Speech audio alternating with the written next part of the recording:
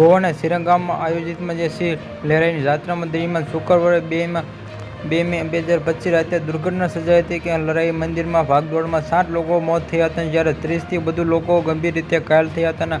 ઘાયલોને હોસ્પિટલમાં દાખલ કરવામાં આવ્યા છે. અકસ્માત ત્યારે જ થયો કે જ્યારે અચાનક મોડી ભીડમાં અને ગભરાટ ફેલાઈ રહી હતી, જેના કારણે પોતાનો જીવ બચાવવા માટે અહીં ત્યાં દોડવામાં લાગી હતી. પ્રત્યક્ષદર્શીએ જણાવ્યું કે નાસભાગ દરમિયાન પરિસ્થિતિ અત્યાર સુધી એકબીજા પર પડી બહાર નીકળવા પ્રયાસમાં રહ્યા છે. ઘટનાની માહિતી મળતા પોલીસ રેસ્ક્યુ ટીમ ઘટના સ્થળે પહોંચીને તાત્કાલિક રાહત બચાવમાં કામગીરી શરૂ કરવામાં આવી છે. ઘાયલો નજીક હોસ્પિટલ દાખલ કરવામાં આવ્યા છે. કે અધિકારીઓને હજુ સુધી નાસભાગમાં પાછળ કારણની સત્તાવાર પુષ્ટિ કરી નથી, પરંતુ પ્રારંભિક અહેવાલમાં સૂચનાવ્યું છે કે અકસ્માતને ભીડ હોવાના કારણે યોગ્ય વ્યવસ્થામાં અભાવ થયો કે જેના કારણે સંબંધિત વધુ માહિતી રાહ જોવા માટે પ્રસંગે ગોવામાં સીએમ પ્રમોદમાં સાવંતે ઘાયલો હાલત જાણવા માટે હોસ્પિટલ મુલાકાત લીધી કે મંદિરોમાં હજારોથી પોલીસ અને ચુકવણી દેવી કે બેરાઈ યાત્રા દરમિયાન નાસભાગમાં વસી, જેમાં હજારો ભક્તોમાં ભાગ લીધો, જેમાં હજારો પોલીસ કર્મીઓ પણ તૈનાત કરવામાં આવી છે. વહીવટી સંપૂર્ણ સતર્ક ભીડના ગીધી વિવિધમાં જેમાંની શુક્રવારે મુખ્યમંત્રી સાવંત તેમાંથી